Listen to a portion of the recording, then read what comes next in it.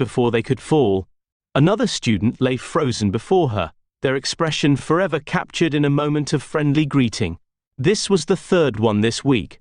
"I don't understand," she whispered, backing away from the growing crowd of horrified onlookers in the Royal Academy's grand hallway. The crystalline architecture of her home planet's most prestigious school now felt like a cruel reminder of what she'd become. The other alien students, some with scales, others with luminescent skin, and a few who were merely shapes of pure energy, all pressed themselves against the walls as she passed. All except one. "Hey, new girl, wait up!" Valara whirled around, her heart racing. "Don't come any closer. I'll kill you too." But the human boy, Jamie, she remembered from xenobiology class, just kept walking toward her with an easy smile. "I've been watching," he said, running a hand through his unruly dark hair. "You're from Crystalis Prime, right? Your people evolved in temperatures approaching absolute zero." She nodded mutely, pressing herself against the wall.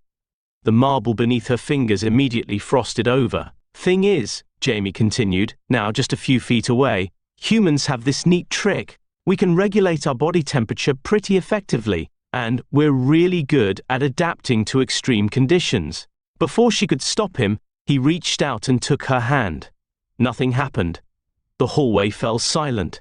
Valara stared at their joined hands, her blue crystalline fingers intertwined with his warm pink ones. No ice, no death, just warmth. "How?" she breathed. Jamie grinned. "We should probably figure that out. Preferably over lunch? I know a great spot in the quantum cafeteria where the laws of thermodynamics are more. Suggestions." For the first time since arriving at the academy, Valara felt her frozen heart begin to thaw.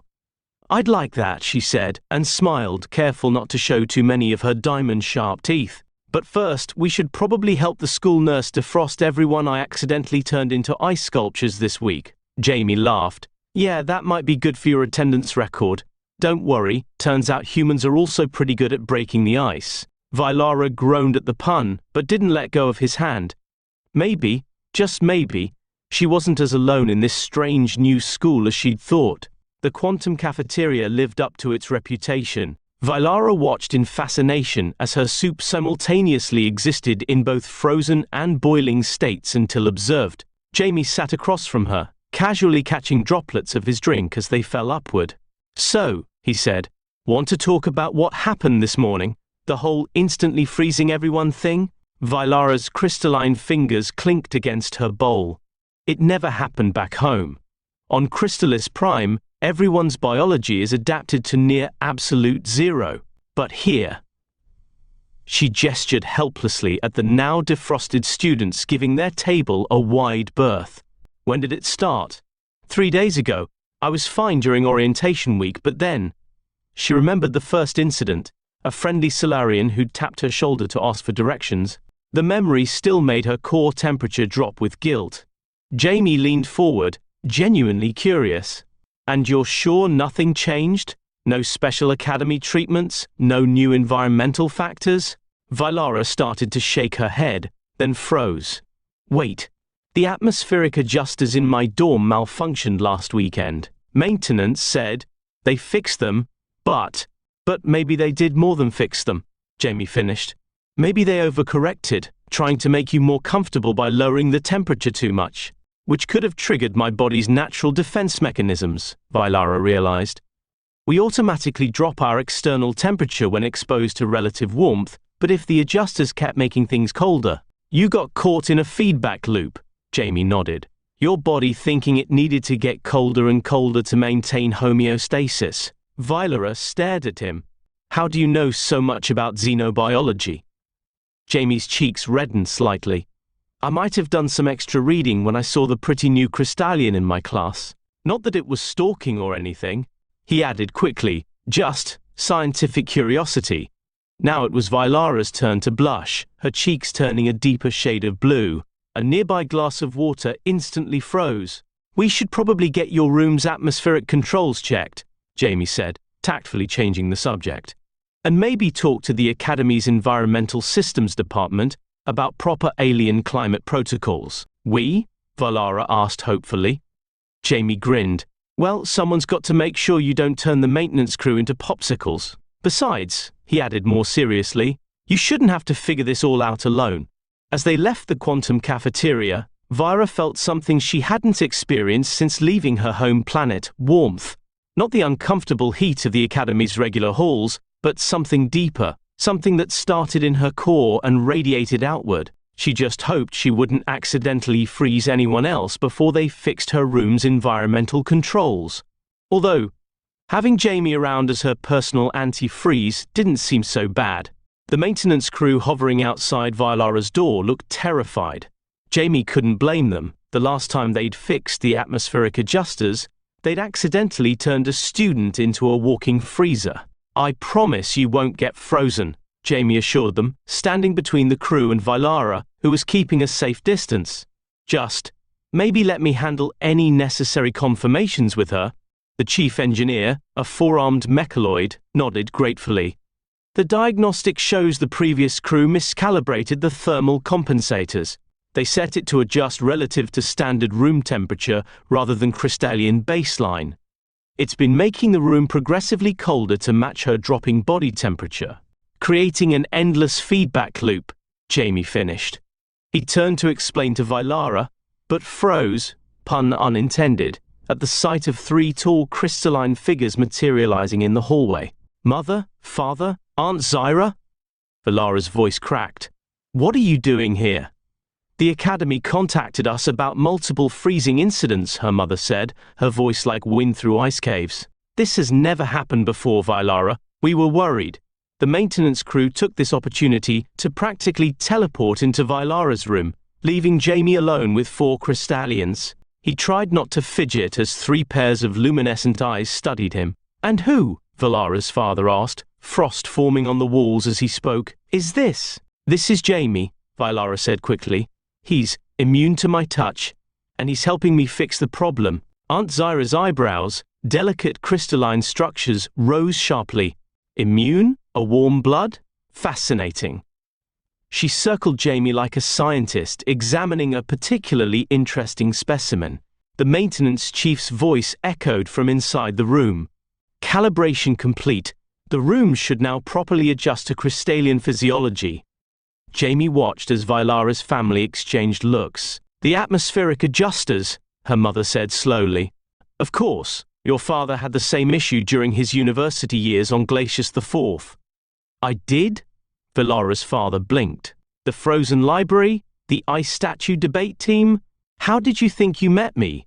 Her mother's laugh tinkled like icicles. You never told me that story, Vylara exclaimed. Well, her father looked embarrassed, frost patterns spreading across his crystalline features. It wasn't my proudest moment, but your mother was the only one who could get close enough to help fix the environmental controls. Like mother, like daughter, it seems, Aunt Zyra commented, giving Jamie a knowing look that made him blush. The maintenance crew cautiously emerged, giving the family a wide berth. The room should be stable now, the chief reported. We've also added fail-safes to prevent future miscalibrations. Vylara's mother placed a frozen hand on her daughter's shoulder. We'll stay for a few days to make sure everything's properly settled. And perhaps, she added with a smile that sparkled like fresh snow, we can all have dinner together? I'd love to hear more about this immune human who's been helping our daughter. Now it was Jamie's turn to feel frozen, though not from any crystalline powers. Meeting the parents hadn't exactly been on his agenda for the day. Don't worry, Vylara whispered to him as her family swept into her newly calibrated room to inspect it. They'll love you. Just, maybe wear a thermal suit to dinner. They prefer to dine at temperatures that might give regular humans frostbite. Jamie grinned. Worth it. Though I have to ask, is your mom going to tell us the full story about how your dad turned his university's debate team into ice sculptures? Only if you promise not to make any more ice-breaking puns. No promises. They're just too cool to resist. The temperature in the hallway dropped several degrees as Vylara groaned, but her smile was warmer than ever. Jamie tugged at the collar of his thermal suit, grateful for the Academy's advanced technology. The restaurant's interior was quite literally a winter wonderland, with tables made of perpetual ice and crystalline formations growing from the ceiling. Around him, crystalline patrons clinked together as they moved, their crystalline forms catching the light from frost-covered chandeliers. "Are you sure you're comfortable?" Valara asked for the third time, sitting beside him in the curved booth. "We could have chosen a multi-environmental restaurant instead, and miss out on authentic crystalline cuisine?" "Not a chance," Jamie replied, though he had to admit he was curious about how one ate food served at near absolute zero. Aunt Zyra, sitting across from them, leaned forward with academic interest. "Tell me, Jamie, how exactly does your temperature regulation work? I've studied warm-blooded species, but none that could withstand direct contact with a crystalline in defensive cooling." "Actually," Jamie said, "I have a theory about that." He pulled out his Academy datapad, grateful for its cold-resistant modifications. "I've been doing some research. Humans are unusual among warm-blooded species because we're persistence hunters. We evolved to regulate our temperature incredibly efficiently, which lets us outlast pretty much any prey in hot conditions. But this is the opposite of hot conditions," Valara's father pointed out, as a waiter made entirely of living ice arrived with their appetizers. "True, but the principle is the same. Our bodies don't just cool down well, they adapt to maintain homeostasis in extreme conditions. There are human tribes that swim in Arctic waters, and groups that survive in the hottest deserts." "Fascinating," Valara's mother said, delicately sampling what looked like frozen vapor. "That would explain why you didn't freeze on contact. Your body adapted to the temperature difference instead of fighting it." Jamie nodded excitedly. "Exactly, and I think that's also why the atmospheric adjuster malfunction affected Valara so strongly. Her body was trying to adapt to what it perceived as rising temperatures, while the system was simultaneously trying to adapt to her dropping temperature, creating a cascade effect," Aunt Zyra finished, her scientific interest now fully engaged. The more her body cooled, the more the system cooled to match, causing her to cool even further, until anyone she touched flash froze from the extreme temperature differential, Valara added quietly, looking down at her plate of what appeared to be frozen starlight. Jamie reached for her hand under the table. As always, instead of freezing, his skin simply cooled to match her temperature, creating a comfortable equilibrium. "You know," her father said thoughtfully, "this could be valuable information for the Academy. With proper atmospheric calibration and understanding of species adaptation ranges, we could prevent similar incidents in the future." "Speaking of the future," Valara's mother added with a glint in her crystalline eyes, "what are your plans after graduation, Jamie?" "Mom!" Valara protested, her face turning a deeper shade of blue. "What? I'm simply showing interest in your study partner's academic pursuits." "Well," Jamie said, trying not to let his voice crack, "I'm actually hoping to specialize in xenobiology and environmental adaptation. There's so much we could learn about improving coexistence between different species." "How fortunate," Aunt Zyra commented with a barely concealed smile, "that you found such an interesting case study." As Valara groaned and Jamie blushed, a soft chime sounded through the restaurant. Around them, the ice formations began to sing, a haunting crystalline melody that made Jamie's breath catch. "The ice song," Valara whispered to him. "It happens every evening at sunset. Each crystal resonates at a different frequency based on its temperature and structure." Jamie closed his eyes, letting the alien music wash over him. When he opened them, he caught Valara watching him with an expression that made his heart warm despite the sub-zero temperature. Maybe, he thought, there was something to be said for the beauty of opposites coming together to create perfect harmony. The next morning, Valara stood at the front of the xenobiology classroom, her crystalline hands clasped tightly together. Every seat was filled, including those occupied by her recently defrosted classmates, except for one conspicuously empty chair near the back. She began, frost patterns swirling nervously on her blue skin. "I wanted to apologize to everyone for the incidents last week, especially to those of you who spent time as ice sculptures." A Solarian student in the front row actually glowed brighter with amusement. "Are you kidding? That was the first time I've ever been cool enough to qualify as modern art."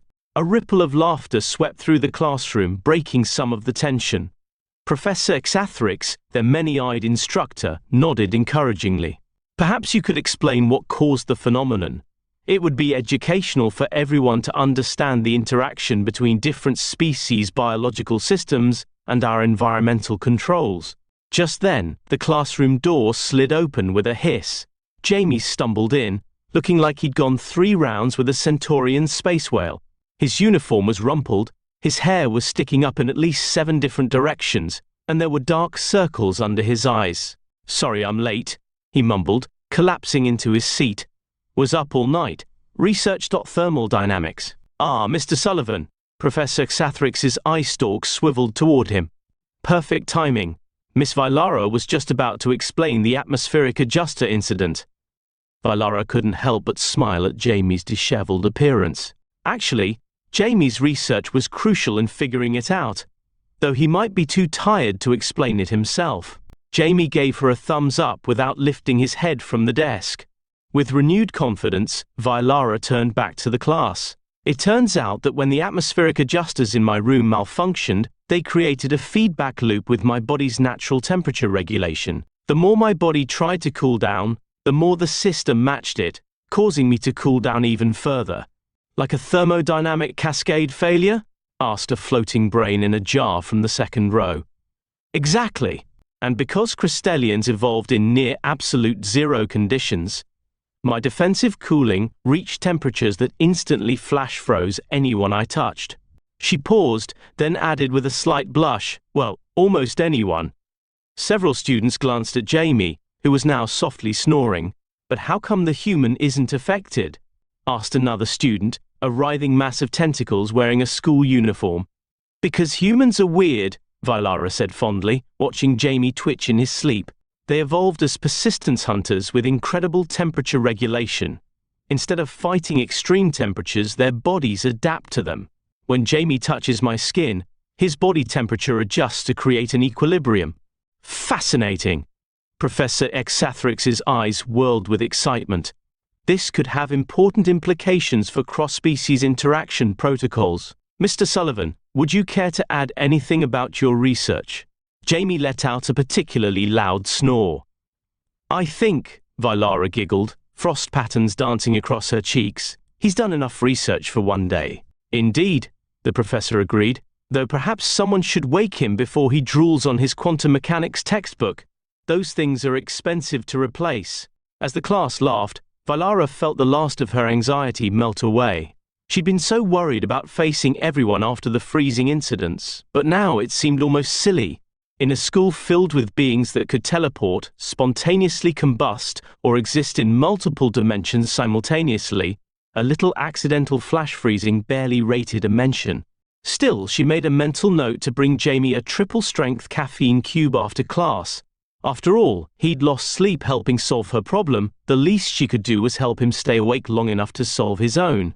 The Academy's annual interspecies spring dance was approaching, and the halls were buzzing with excitement, literally, in the case of the insectoid. Students. Posters floating in mid-air advertised "A Night Under the Three Moons," though the anti-gravity spell occasionally hiccuped, sending them crashing onto unsuspecting students' heads. "So," Jamie said, trying to sound casual as he and Vilara left the quantum physics lab, "about the dance." Before he could finish, a group of Flame Sprite students rushed past, their enthusiasm literally setting a banner on fire. Vilara instinctively reached out and froze the flames, creating an impressive ice sculpture of frozen fire. "That's actually kind of beautiful," Jamie remarked, admiring the crystal and flames. "Thanks." Vilara blushed a deeper blue. "But you were saying something about the dance." "Right, well," Jamie was interrupted again, this time by a student practicing their levitation spells. The student had accidentally lifted every non-anchored object in the hallway, including Jamie's uniform jacket, leaving him standing in his Kiss the Cook t-shirt. Vilara couldn't help but giggle as Jamie frantically tried to grab his floating jacket. "Nice shirt. It was a gift from my mom," he mumbled, face reddening. "Look, what I'm trying to ask is..." "Incoming!" shouted a voice, as a malfunctioning robot from the advanced automaton class zoomed past, spraying love potion everywhere. Students dove for cover, but Jamie slipped on the slick floor and crashed right into Vilara. Instead of the usual disaster that would follow when someone collided with a crystallian, something peculiar happened. Where their skin touched, a thin layer of frost formed and immediately melted, creating tiny rainbow prisms in the air. They stayed like that for a moment, both acutely aware of how close they were. Around them, chaos continued as the robots sprayed more love potion, causing a gravity manipulator student to fall upward and a shapeshifter to accidentally transform into a disco ball.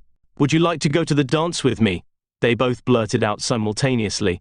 The temperature in the hallway dropped several degrees as Vailara's excitement caused a minor frost wave, accidentally turning the love potion puddles into heart-shaped ice patches.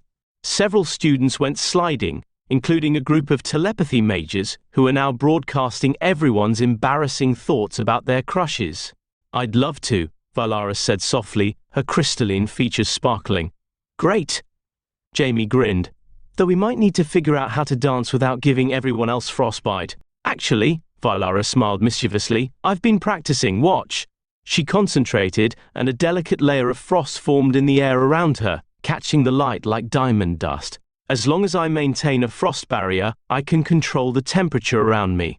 "That's amazing," Jamie said. Then he frowned. "Wait, where did you practice?" Vailara looked slightly guilty. "Remember last week when the swimming team found their pool frozen solid? That was you?" "The swim captain's gills are still defrosting. In my defense, it was 3 a.m., and I thought no one would be there." She paused. "Though I still can't explain why you were awake to help thaw everyone out. I might have been watching you practice from the astronomy tower," Jamie admitted, rubbing his neck. "You know, for purely scientific reasons." "Scientific reasons?" Vailara raised an eyebrow, frost patterns swirling playfully across her cheeks.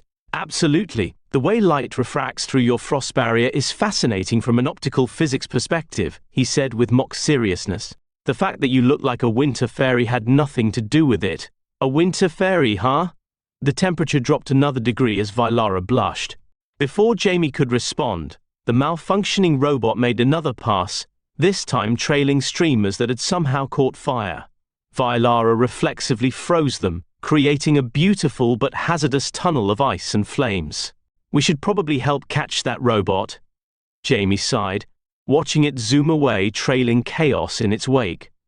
"Probably," Vailara agreed. "Though I have to ask, do you really have other shirts with warnings about fire elementals?" "My mom went through a phase," Jamie groaned. "Wait until you see my caution does not play well with acid-based lifeforms pajamas." "Looking forward to it," Vailara said, then immediately froze a nearby water fountain as she realized what she'd implied. As they chased after the robot, leaving a trail of alternating frost and scorch marks through the academy halls, neither could stop smiling. The dance was going to be interesting to say the least, especially since the decorating committee was made up entirely of chaos magic students who thought organized was a dirty word. The night of the dance arrived, and the great hall had been transformed into, well, no one was quite sure what it had been transformed into, thanks to the Chaos Magic Decorating Committee.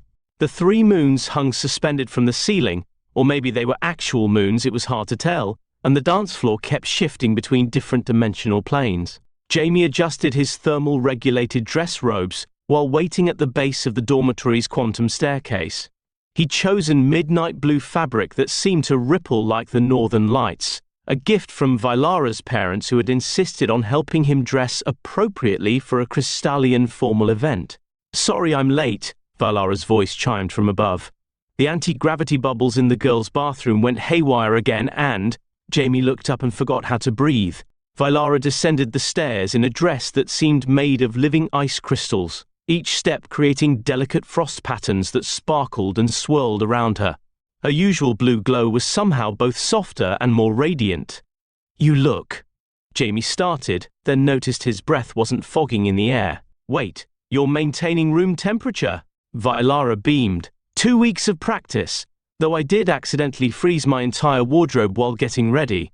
Good thing this dress is made of thermal-reactive crystals." "It's beautiful," Jamie said softly. "You're beautiful." The nearby temperature dropped slightly as Vailara blushed. "You clean up pretty well yourself. The robes my parents sent actually fit." "Yeah, about that. Your aunt took my measurements while I was sleeping in physics class. I thought it was a weird dream." They entered the Great Hall, where chaos reigned supreme literally, as the Chaos Magic students' decorations had taken on a life of their own. The punch bowl existed in 5 dimensions simultaneously, the dance floor occasionally turned into a Mobius strip. And the band was playing music that somehow occurred both 5 minutes in the past and 3 minutes in the future. "May I have this dance?" Jamie asked, offering his hand with an exaggerated bow. "Assuming we can figure out which dimension the dance floor is in right now." Vilara took his hand, her frost barrier creating a beautiful aurora effect where their fingers met.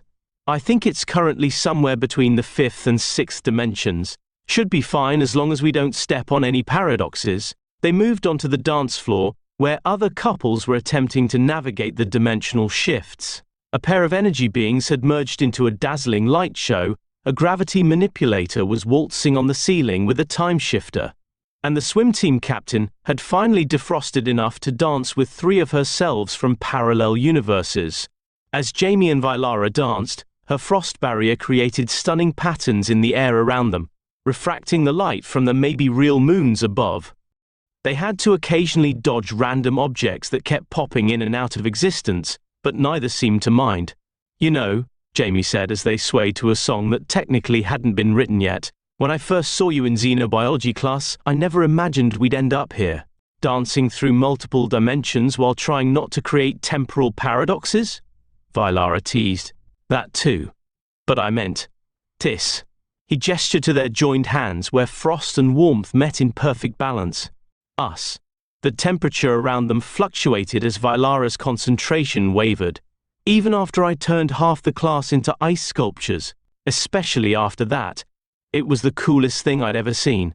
He grinned at her groan. "Besides, how many guys can say their date is literally the hottest and coolest girl at the same time?" "That was terrible," Vilara laughed, accidentally creating a small snowfall above their heads. "Even for you. You love IIT." Their eyes met, and suddenly the dimensional chaos around them seemed to fade away. They drew closer, the space between them filling with sparkling frost crystals that caught the light like stars. Just before their lips could meet, a temporal hiccup from the dance floor sent them 2 minutes into the future, where they found themselves in the middle of a conga line led by the same malfunctioning robot from earlier, now sporting a disco ball head and still spraying love potion. "Want to try that again?" Jamie asked, once they'd extracted themselves from the time-displaced conga line. "Preferably in this dimension." "Definitely." Vilara smiled, her frost barrier creating a private snow globe around them. "Though maybe we should wait until the Chaos Magic students stop trying to merge all possible timelines into one super dance." "Good point. Last thing we need is to kiss in one dimension and end up married with 3 kids in another." Vilara's blush created a beautiful aurora borealis effect in her frost barrier. "That doesn't sound so bad." Now it was Jamie's turn to blush. Before he could respond, the room shifted again, and they found themselves dancing on a floor made of starlight, surrounded by the swirling colors of the aurora borealis that had somehow escaped from Vilara's frost barrier and filled the entire hall. Neither of them noticed. They were too busy creating their own magic, one perfect moment of warmth and frost, suspended between dimensions but exactly where they were meant to be. After the dance, Jamie and Vilara found themselves in the Academy's celestial garden, where bioluminescent flowers bloomed in constellation patterns and miniature nebulae drifted between the trees. They sat on a bench made of living starlight, watching as their combined temperatures created delicate frost patterns that caught the light of 1,000 tiny stars. "Can I tell you something?" Vilara asked, her voice soft as falling snow. "About the first time you touched my hand?" Jamie turned to face her, noticing how the garden's ethereal light made her crystalline features shimmer. "When I didn't freeze?" "I was terrified," she admitted, frost swirling anxiously across her skin. "Not because I thought you would freeze, but because you didn't." A nearby nebula changed color in response to her emotions, shifting to a deep blue. "Back home," she continued, "everything's predictable. Temperatures stay constant, reactions follow exact patterns, and everyone knows their place in the crystalline structure of society. But then you came along, and suddenly nothing made sense anymore." "Sorry about that," Jamie grinned. "I do have a habit of disrupting perfectly good molecular structures." "That's just it," Valara laughed, creating small ice flowers in the air between them. You make chaos feel right. When you didn't freeze, it scared me because it meant everything I thought I knew about my powers, about myself, could change. And that was terrifying. And now? Jamie asked softly. Now? Valara watched as one of her ice flowers landed in Jamie's palm, melting just enough to create a perfect equilibrium between solid and liquid. Now, I think maybe some things are supposed to change. My father never expected to freeze his university's debate team, but if he hadn't, he wouldn't have met my mother. Speaking of your parents, Jamie said, your dad pulled me aside at the dance. Gave me a very serious talk about the proper maintenance of thermal regulation suits and the importance of understanding Crystalian cultural traditions. He didn't. Oh, he did. Then your aunt joined in with a detailed lecture about human Crystalian biological compatibility studies she's apparently been conducting. The temperature dropped several degrees as Valara covered her face with her hands. I'm so sorry. They can be a bit intense. Actually, I thought it was sweet. Especially when your mom interrupted them to give me a family heirloom, a crystal that apparently helps stabilize temperature fluctuations. He pulled out a small, multifaceted crystal that pulsed with a soft blue light. Valara's eyes widened. That's a soul frost crystal. They're incredibly rare. They're said to form only when, she trailed off, her blush creating spectacular ice patterns in the air. When what? When two completely different types of energy find perfect harmony, she mumbled, the nearby nebulae all turning pink. They're traditionally given as WL engagement gifts. Now it was Jamie's turn to blush. Oh, I didn't realize. Should I give it back? No, Valara said quickly, then composed herself. I mean, they gave it to you for a reason. My parents don't do anything without careful consideration. Like ice formation, every action has its purpose. And what do you think their purpose was? Jamie asked, watching the crystal pulse in sync with their combined temperature fluctuations. I think, Valara said carefully, they see what I see, that some things in life can't be predicted or controlled. Sometimes a Crystalian's touch doesn't bring frost, and sometimes a human's warmth doesn't cause conflict. Sometimes two completely opposite forces create something entirely new and beautiful. Jamie looked at their joined hands where frost and warmth danced together in an endless spiral. Like us, Valara agreed. Though we might want to finish academy before telling my parents they were right about the soul frost crystal. Definitely, Jamie laughed. I still have 3 years of xenobiology to study. Though I have to admit, my research has become significantly more personal than I expected. Oh really? Valara raised an eyebrow. And what conclusions has your research drawn? Well, Jamie said, pulling her closer, I've discovered that opposing forces don't always have to oppose. That sometimes the coldest things can warm your heart. And that maybe, just maybe, being flash frozen isn't the worst thing that could happen to a person, as long as the right person is doing the freezing. Around them, the celestial garden bloomed with new constellations, as if the very stars were celebrating their unique connection. The soul frost crystal pulsed brighter, casting rainbow refractions through Valara's natural frost barrier. You know, she whispered, for a human who nearly failed basic temperature manipulation, you understand thermodynamics better than any Crystalian I've ever met.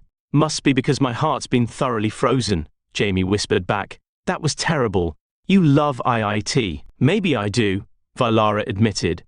And as their lips finally met, the garden erupted in a spectacular display of frozen starlight and warm radiance, proving once and for all that sometimes the most powerful magic comes from the simplest truth, that love, like energy, can neither be created nor destroyed, it can only change forms.